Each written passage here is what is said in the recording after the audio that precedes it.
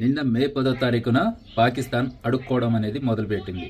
అంటే ఇదివరకు చాలా అప్పులు తీసుకొని అడుక్కొని తింటూనే ఉంది, దుబాయ్ నుండి, అమెరికా నుండి, చైనా నుండి. ఈసారి కొత్త రకమైన బెగ్గింగ్ అన్నమాట. సో ఇండియా దాడులకి తట్టుకోలేక భయపడి వెళ్ళి అమెరికాని అడుక్కున్నది. పాకిస్తాన్ అడిగితే కాదనకుండా సహాయం చేసే అమెరికా ఈ సహాయం కూడా చేసి పెట్టింది. ఇండియా పాకిస్తాన్ మధ్య జోక్యం కలుగజేసుకొని సీజ్ ఫైర్గా ప్రకటించింది. ఇండియా కూడా గట్టిగానే కండిషన్స్ పెట్టింది. అన్ని కండిషన్స్ ఒప్పుకుంటున్నట్టే ఒప్పుకొని రాత్రి 8:30కి కాశ్మీర్లో కొన్ని కాల్పులు, కొన్ని డ్రోన్లు రావడం జరిగింది.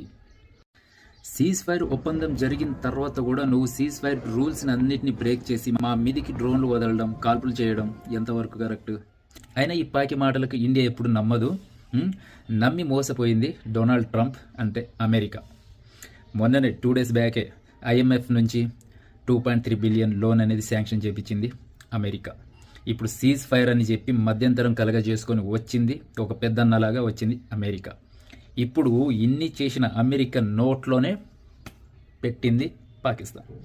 ఇప్పుడు ఈ పాకిస్తాన్ నా కొడుకుల సంగతి మేము చూసుకుంటాం, మీ పని మీరు చూసుకోండి.